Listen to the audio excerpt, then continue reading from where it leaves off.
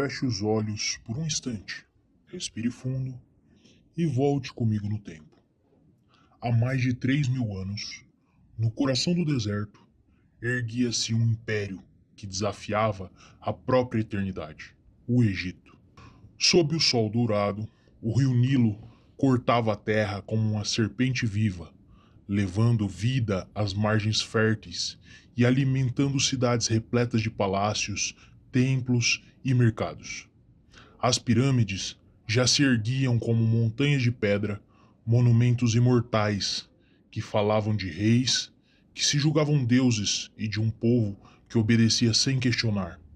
As ruas eram um mosaico de aromas e sons, especiarias, linho, ouro, escravo, escribas.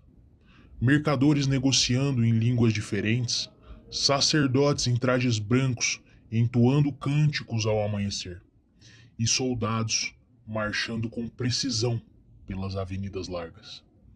No trono, sentado acima de todos, estava o faraó, filho dos deuses, soberano absoluto. Sua palavra era lei, sua vontade incontestável. Era um tempo em que riqueza e poder caminhavam lado a lado, mas também em que intrigas, segredos e disputas silenciosas moldavam o destino de homens e nações. E foi exatamente nesse cenário que um jovem estrangeiro, vendido como escravo, estava preso sem imaginar que seu nome ecoaria nos corredores dourados do Palácio Real. Era para ser apenas mais um dia qualquer no trono dourado da capital do Egito, com sacerdotes e soldados de pé, a sala do trono cheia de colunas de mármore, ouro e silêncio. E no trono estava sentado o faraó, o homem mais poderoso da face da terra. Porém, naquele dia, ele estava inquieto.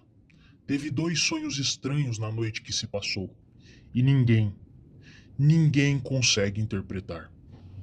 Todos os sábios do Egito, os magos, os estudiosos e os adivinhos, estão em silêncio. O rei olha ao redor e não encontra resposta, até que o copeiro do faraó relembra de algo já perdido nos anos que se passaram. O tempo em que ele esteve na cadeia por um crime que não cometeu. O copeiro real ali do lado do trono se curva e diz: Majestade, há um homem, um hebreu, preso. O faraó, no mesmo instante, se levanta e pede para que todos se retirem para que ele possa falar a sós com o copeiro. Após todos saírem, ele se dirige ao copeiro com um ar de curioso. Conte-me mais, copeiro. Sua Majestade, permita-me lembrá-lo do tempo que estive preso juntamente ao padeiro. Estive em dias amargos, por estar preso por algo que não fiz. E certa noite tive um sonho muito estranho, e o padeiro também. Ficamos muito apreensivos, sem saber o significado daquele sonho. O carcereiro da prisão tinha um preso hebreu que ele colocou como gerente da prisão. E contei a ele o meu sonho da seguinte forma: esta noite tive um sonho claro, parecia tão real. Diante de mim havia uma videira, e ela tinha 3 ramos. Eu vi como, num instante, aqueles ramos brotarem, encherem-se de flores, e logo depois surgiram cachos de uvas maduras. E eu sentia como se fosse o meu dever. Então peguei as uvas, a espremi no copo de Faraó, e o copo estava na minha mão. E eu entregava ao rei, como costumava fazer antes. Foi tão vívido que acordei com a sensação de que ainda estava servindo ao faraó. E ele me respondeu da seguinte forma, majestade: esta é a interpretação. As 3 varas são 3 dias. Dentro de 3 dias, o faraó levantará a tua cabeça e te restaurará o teu cargo, e tu voltarás a colocar o copo na mão dele, como fazia antes. O padeiro também contou o sonho dele, e o sonho do padeiro foi diferente. Ele contou da seguinte forma: eu tinha 3 cestos branco empilhados sobre a minha cabeça. No cesto de cima havia todo tipo de comida assada para o faraó: pães, bolos, tortas. Mas de repente, aves vinham e comiam tudo do cesto. Eu tentava espantar, mas não conseguia. Elas continuavam a comer, como se nada pudesse detê-las. A sensação era estranha. Acordei inquieto, como se aquele sonho fosse um mau presságio. E o hebreu respondeu ele da seguinte forma: esta é a interpretação.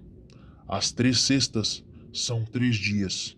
Dentro de 3 dias, o faraó pedirá a tua cabeça e te pendurará numa árvore, e as aves do céu comerão a tua carne. E foi exatamente da forma que ele falou que aconteceu, vossa majestade. 3 dias depois, eu voltei a servi-lo, e o padeiro foi morto. O faraó franze a testa. Um prisioneiro? Um escravo hebreu? Mas, se ninguém aqui tem respostas, talvez esse tal José as tenha. Mandam buscá-lo. E agora imagine José, na prisão, sem saber o que está por vir. Mais uma manhã qualquer, mais um dia esquecido. Mas naquele dia, os passos no corredor são diferentes. As chaves giram mais rápido. Os guardas o chamam pelo nome. José, você vai se apresentar ao faraó. Cortam sua barba, tiram suas roupas sujas, dão a ele vestes limpas. Então, José é levado por corredores amplos, salas brilhantes, até o centro do poder egípcio. Ali está ele, diante do rei. Um ex-pastor de ovelhas, um escravo, um prisioneiro. O faraó olha nos olhos dele e pergunta: você pode interpretar meu sonho? José não se exalta, não tenta brilhar. Ele respira e responde: a interpretação pertence a Deus. E ali, com calma, com sabedoria, ele revela o que nenhum sábio egípcio conseguiu: 7 anos de fartura, seguido por 7 anos de fome. E junto com a revelação, ele entrega uma solução. Escolha alguém prudente que administre os recursos, armazene nos anos bons, para sobreviver nos anos maus. O silêncio reina, o rei se recosta, reflete e declara: acharíamos porventura alguém como este, em quem há o Espírito de Deus? E naquele instante, a vida de José muda. José, um prisioneiro hebreu, torna-se o segundo homem mais poderoso do mundo, governador do Egito, administrador supremo, ou seja, ele controlava a economia, a distribuição de mantimentos e era reconhecido por todos como líder. O faraó apenas mantinha a coroa, mas José tinha as decisões nas mãos, responsável por salvar uma nação e mais tarde sua própria família. Mas aqui está o ponto principal. José tinha um dom, sim, ele interpretava sonhos. Mas foi isso que fez o faraó colocá-lo como governador? Pensa comigo, por acaso faraó era burro para tirar um presidiário e colocá-lo como governador máximo do Egito? Longe disso, faraó era a figura mais poderosa da civilização mais avançada da época, o Egito. E ele governava o maior império do mundo antigo, com exércitos, com economia forte e estrutura política sólida. Era tratado como semideus e possuía conselheiros, magos, escribas, astrônomos e generais à sua volta. Não tomava decisões à toa, especialmente em assuntos de governo e segurança nacional. Sua função era manter a ordem do cosmos, do Ma'at, ou seja, estabilidade, justiça e prosperidade. No Egito Antigo, subir ao trono como faraó ou ocupar altos cargos exigia nascimento real ou vínculo com famílias nobres, formação militar e administrativa, instrução em política, estratégia e rituais religiosos, formação com escribas e anciões, sabedoria, lei, economia, simbolismos, muitos anos de experiência e testes práticos. Ou seja, ninguém sem preparo tomava decisões grandes ou assumia posições altas. A elite era altamente treinada. Um erro poderia levar o império ao caos. O faraó, então, antes mesmo de chamar aquele prisioneiro para a sala real, ele investigou. Indagou ao copeiro: como assim o carcereiro colocou um preso para gerente da prisão? O copeiro respondeu: Meu rei, faz muito tempo, mas pelo que me lembro de conversar com outros presos, aquele hebreu era inocente. Ele havia sido caluniado por alguém ou algo assim. Para entender melhor a história, mandou chamar o carcereiro. Ao carcereiro chegar, ele perguntou: Me fale sobre um tal hebreu prisioneiro que colocaste líder na prisão. O carcereiro respondeu: Majestade, permita-me contar desde o início o que sei sobre esse hebreu chamado José. Ele chegou à prisão não como um homem comum, mas como servo de Potifar, do capitão da guarda. Ouvi a história diretamente de José, sem que ele tentasse se defender com raiva ou desespero. Disse-me que foi acusado pela esposa de seu senhor de tentar violentá-la. Porém, o que mais me chamou a atenção não foram suas palavras, mas a forma como as disse, sem ódio, sem buscar manchar a imagem de ninguém, apenas relatando os fatos. Segundo ele, enquanto administrava a casa de Potifar, tudo prosperava. O próprio Potifar confiava-lhe tudo, desde as finanças até o cuidado com os servos. Mas a esposa de seu senhor passou a insistir para que ele se deitasse com ela. José me contou que recusou todas as vezes por respeito ao seu senhor e a Deus. Até que, num dia em que estavam sozinhos na casa, ela o agarrou pelo manto. Ele fugiu, deixando o manto nas mãos dela. Foi então que ela gritou, acusando-o de tentar forçá-la, usando o próprio manto como prova. Majestade, sei que Vossa Alteza entende como funciona a honra em nossas casas e como as palavras de uma esposa têm peso diante de todos. Potifar, mesmo sendo um homem justo, não poderia ignorar o clamor da própria esposa, mas creio que ele mesmo tinha dúvidas sobre a culpa de José. Caso ao contrário, teria mandado executá-lo. Aqui na prisão pude observar José de perto. Ele não é como os outros.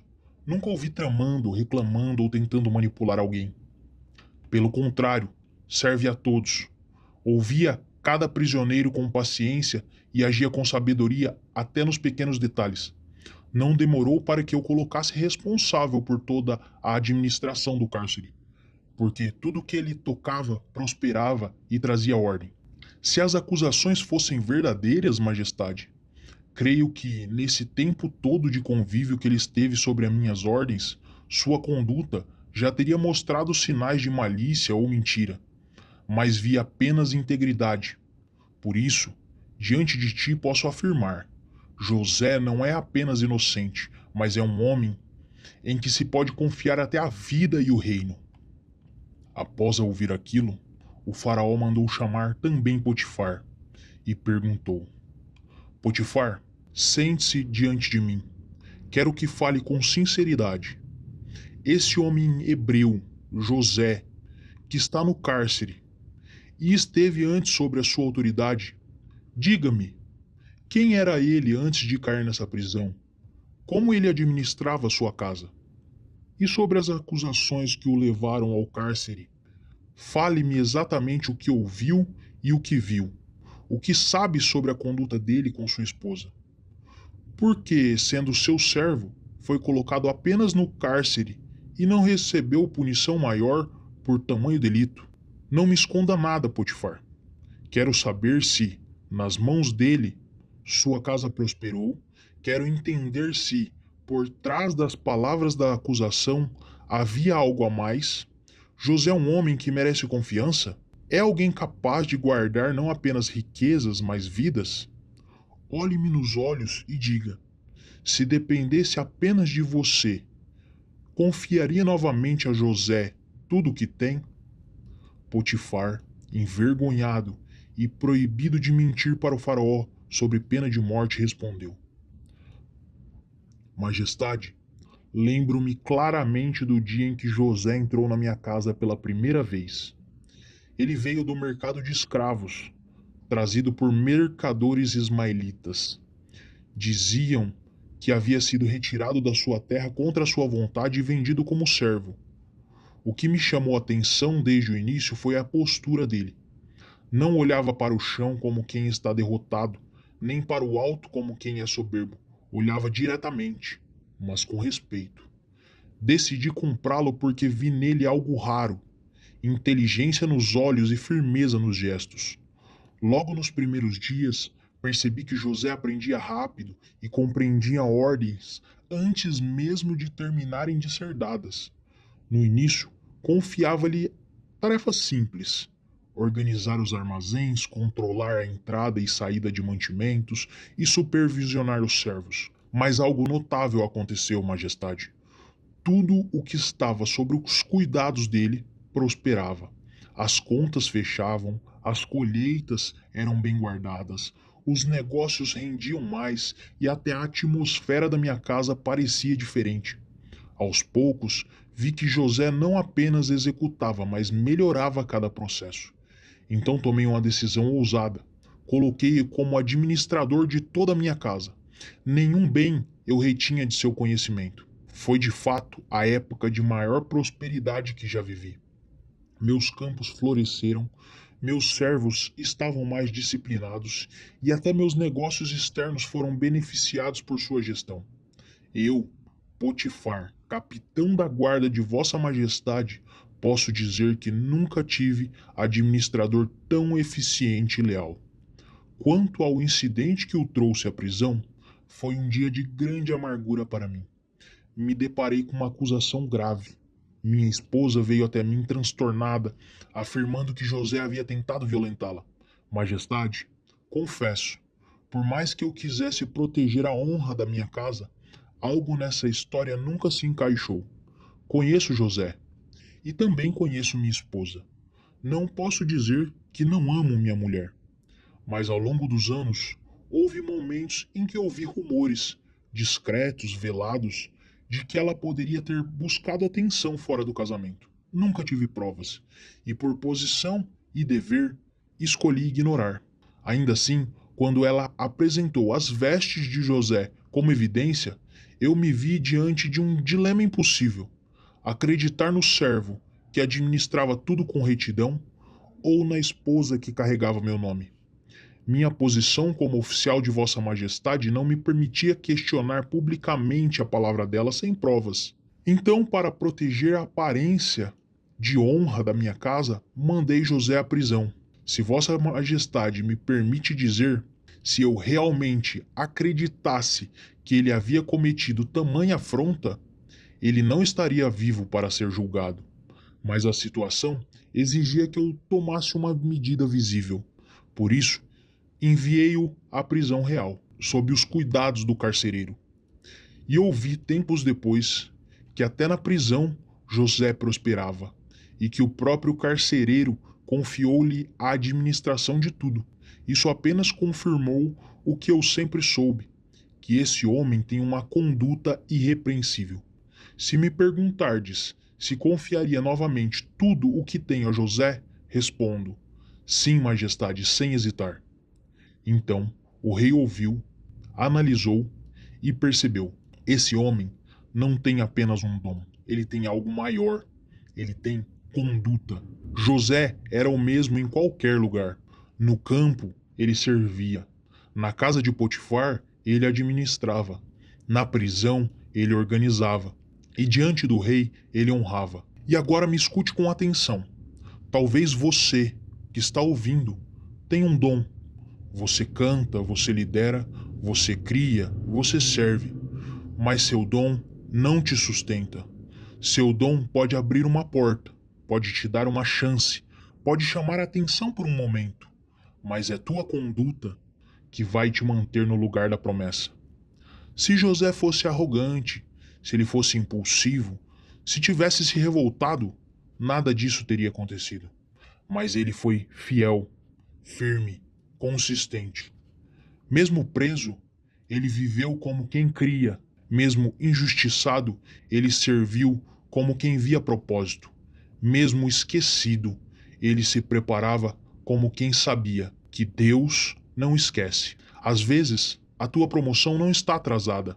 Ela está sendo observada. O céu está coletando testemunhos. Pessoas que vão dizer de ti: mesmo no fundo do poço ele foi íntegro. Mesmo sem aplausos, ela foi fiel. Mesmo na sombra, ele brilhou em silêncio. E quando chegar a hora, vai ter alguém dizendo: acharíamos porventura outro homem a quem há o Espírito de Deus? Então lembra disso. Não perca sua essência no meio do processo. Não troque fidelidade por pressa. E nunca subestime o poder da conduta silenciosa. O dom impressiona, mas é a conduta que sustenta o trono. Se essa mensagem falou com você, compartilhe com alguém que precisa e guarde ela no seu coração, porque o mesmo Deus que exaltou José ainda está no controle da história. E ele não se esquece de quem permanece fiel.